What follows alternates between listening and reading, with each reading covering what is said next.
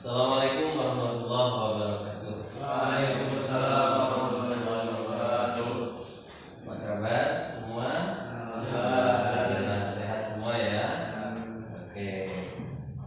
Sebelum kita mulai kegiatan selanjutnya, sebaiknya agar kegiatan belajar kita diberi barokah dan keridhaan oleh Allah, mari kita berdoa terlebih dahulu. Berdoa mulai.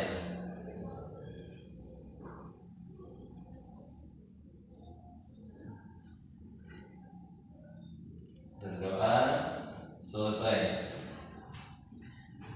Oke, tadi kabarnya baik semua. Ada yang tidak hadir? Tidak ada. Alhamdulillah hadir semua ya. Hadir semua.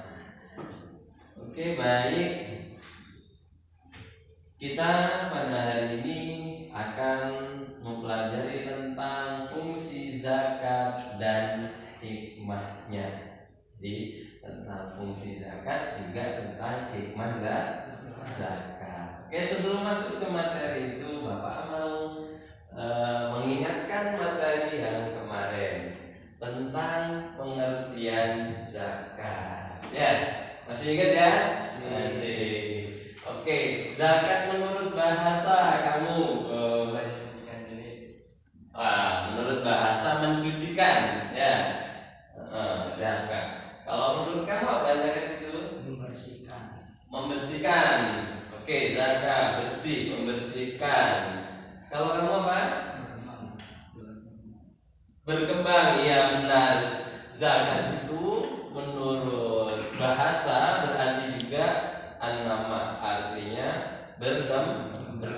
Jadi harta yang tidak dizakati itu nggak akan berkembang. Tapi kalau harta yang dizakati, kemudian dengan barokahnya zakat tadi, hartanya bisa berkembang. Misal hari ini kalian tabungannya udah 1 tahun mencapai 100 juta, itu sudah satu nisab, karena satu nisabnya itu 85 gram emas.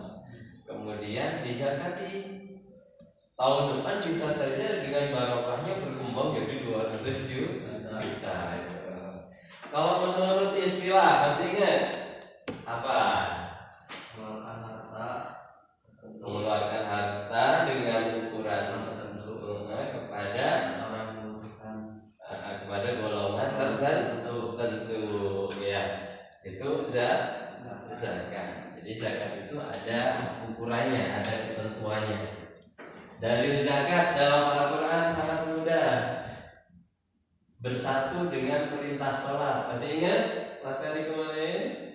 Aqimus shalah wa atuz zakat. Oke, itu masih ingat ya. Baiklah, masuk ke pembahasan tentang fungsi zakat. Ya, antara fungsi dan hikmah hampir sama. Fungsi zakat, ya, zakat itu berfungsi. Zakat itu masuknya kategori ibadah mahdoh atau ghairu mahdoh. Nah, ya, zakat, ya, ibadah itu ada dua, ada mahdoh, ada ghairu mahdoh. Ada ibadah yang berhubungan langsung dengan Allah seperti ritual, seperti sholat. Ini pribadi dengan Allah, tapi ada hubungannya dengan sosial. Zakat ini perintah Allah, tapi ada hubungannya dengan sosial. Jadi salah satu fungsi zakat adalah membantu sesama muslim yang membutuhkan. Karena Allah mensyariatkan zakat itu, ya, harta zakat mal itu, karena di harta yang diberikan kepada kita itu ada titipan untuk mereka yang membutuhkan, alias fakir miskin. Nah, Allah titipkan itu agar diberikan kepada yang berhak. Makanya kalau kalian kaya raya jangan pelit ngeluarin zakat, ya, biar berkah. Jadi fungsinya adalah membantu saudara kita yang lemah. Kemudian fungsi zakat yang lain adalah untuk mencuci mensucikan jiwa tadi ya. Kan ada zakat mal, ada zakat fitrah. Kalau zakat mal mensucikan harta, karena di situ ada hak orang lain, maka harus diberikan, dipisahkan hak orang lain itu disampaikan kepada mustahik. Kemudian kalau zakat fitrah itu tujuannya adalah mensucikan jiwa kita, diri kita dari kotoran, gitu ya. Oke. Kemudian fungsi zakat yang lain, ya. Zakat disyariatkan oleh Allah, fungsinya adalah untuk melatih seseorang agar tidak kikir. Apa kikir? Pelit. Ya, pelit. Jadi dengan zakat orang itu akan dermawan. Kemudian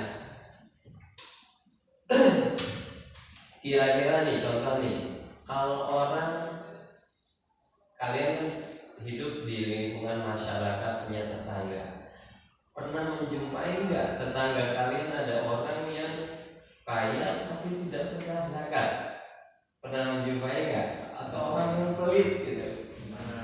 Ada ya, banyak ya. Nah, jadi fungsi dari zakat ini adalah melatih seseorang agar tidak pelit. Jadi fungsinya agar orang itu ingat dia tidak bisa hidup sendiri, maka harus peduli pada orang lain. Kemudian hikmah zakat. Tadi Bapak dikatakan di awal antara hikmah dan tujuan itu hampir sama. Ya. Jadi hikmah zakat diantaranya mensucikan jiwa manusia dari sifat keji, dari sifat kikir, dari sifat pelit, dari sifat rakus. Kan orang kalau berusaha, dia pengusaha, kemudian dari hasil usahanya dia mendapatkan harta yang banyak, kemudian orang yang rakus mah, kenapa harus dibagi-bagi, kan hasil kerja keras saya, gitu kan? Nah, hikmah dari disyariatkan zakat untuk menghindari sifat-sifat seperti itu, amal, ya. Zakat juga bisa membersihkan dan menyucikan orang yang menunaikannya, karena zakat membersihkan akhlak juga, ya. Akhlak jelek itu akan hilang dengan adanya zakat. Kemudian membersihkan jiwa seseorang dari rasa bakhil dan dari berbagai akhlak tercela. Oke. Siapa yang mau bertanya tentang zakat? Silakan. Oke, tentang apa? Kalau hitung emas gimana? Oh, zakat emas. Oke. Misal kamu emas antam itu banyak. Wah, jadi nabung. Ini nggak apa-apa ya. Mudah-mudahan ya banyak tabungan emasnya. Amin. Nabung emas batangan ya, gitu. Bukan Mas Ahmadi. Punya emas antam atau emas batang. Nah, jadi kalau nabung emas itu zakatnya adalah sudah satu tahun. Misal kamu bulan apa ini? Bulan Juli mulai nabung mengumpulkan emas. Ya, untuk tahunan tujuannya. Kemudian tahun depan memasuki bulan Juni akhir, mau masuk ke Juli, itu emasnya mencapai berapa gram nih? Ternyata emasnya udah 100 gram. Ya, emasnya emas yang murni, yang bagus gitu ya. Maka itu sudah mencapai nisab, karena nisabnya 85 gram. Maka cara hitungnya 100 gram yang wajib dikeluarkan adalah 2,5%. 2,5%-nya 100 berapa? Ya? 2,5 gram. Ya. Misal 1 gramnya 1 juta, berarti 100 juta. Nah, maka harus dikeluarkan berapa? 2.500.000. Tapi sudah 1 tahun yang dikeluarkan 2,5%. Kalau dalam kitab itu dalam istilah ininya rubu'ul musri, 1/4-nya 10. 100 dibagi 10 hasilnya 10 dibagi 4 2,5. Ya kene. Kemudian harus mencapai nisab. Nisabnya 85 gram. 85 gram. Paham ya? Oke, siapa lagi? Oke, tentang apa? Cara hitung zakat dagang gimana? Cara menghitung zakat dagang. Misal kamu seorang dagang punya toko, ya. Dagang dengan emas dan perak itu sama. Cara hitungnya harus haul 1 tahun. Yang dikeluarkan 2,5%. Misal hari ini kamu buka dagang, buka toko, kemudian sudah 1 tahun, maka dihitunglah aset yang ada di toko. Kalau mencapai nisabnya sama dengan emas tadi, 85 gram. Misal barang dagangannya dihitung 100 juta, maka cara mengeluarkannya sama dengan emas tadi. Ya, gitu. Karena nisabnya adalah nisab 85 gram sama dengan itu. Terus ada lagi? Ya, silakan. Zakat hewan. Contoh zakatnya zakat apa yang paling mudah jangan apa ya, zakat apa tadi, ternak maksudnya ya, zakat ternak. Maka zakat ternak itu ada beberapa syaratnya ya. Salah satunya adalah harus digembalakan. Jadi bukan yang di kandang itu setiap hari harus narik, ya dikasih makan dengan biaya, itu enggak dizakati. Rasul pernah bersabda, bisa imatil ghanami zakat. Jadi kambing-kambing yang digembalakan itu ada zakatnya. Ya, jadi salah satu syaratnya adalah harus digembalakan. Kemudian nisab, ada nisabnya, batas wajib. Kalau kamu punya kambing yang digembalakan di tempat tertentu pada rumput minimal 40, itu sudah wajib kan?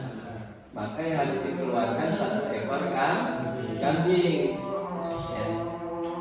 Punya 40 ekor sampai 120 ekor itu 1 ekor kambing yang harus dikeluarkan.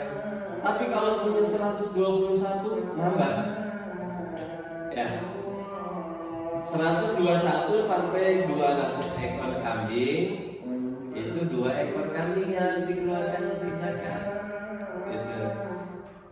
Kalau lebih dari 200, walaupun lebih 1, misal 201 ekor, itu udah 3 ekor yang harus dikeluarkan sampai 300.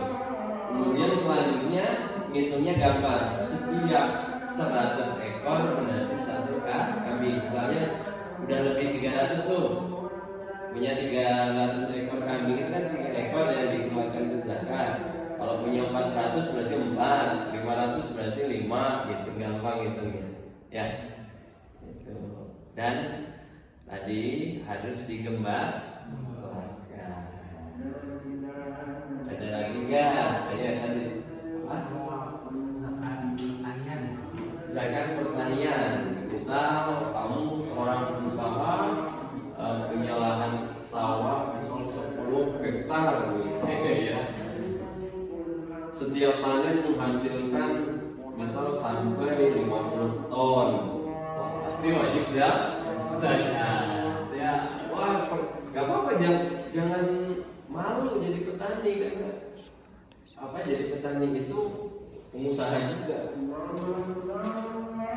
Oke, jadi kalau zakat pertanian misal sawah tadi, ini shopnya itu adalah kisaran 700 sampai 800 kg atau 7 sampai 8 kintal.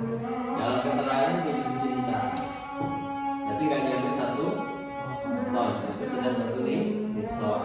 Maka kalau minimal keluar 1 ton atau 1000 kilo, maka yang harus dikeluarkan itu nisabnya segitu. Maka yang harus dikeluarkan adalah tergantung, misal pakai irigasi, pakai nyedot biayanya, maka 5% yang harus dikeluarkan. Tapi kalau tak ada hujan, gratis pengairannya, maka dengan dikeluarkan 10%. Nah, kalau 10% dari 1 ton berarti berapa? 10 kilo. Kan 1 ton itu 1000 kilo. 10% berarti 100 kilo alias 1 kilo. Nah, itu ya harus. Tapi kalau pakai biaya pengairannya dan sebagainya, maka harus dikeluarkan 5. Jadi kalau dapat 1 ton 50 kilo. Oke, mudah-mudahan apa yang Bapak sampaikan paham. Oke, mari kita cukupkan dulu kegiatan belajar kali ini. Bapak kasih tugas, nanti kalian bikin resume tentang zakat dan hikmahnya, ya. Oke. Mari kita tutup acara kegiatan pembelajaran ini dengan doa akhir majelis.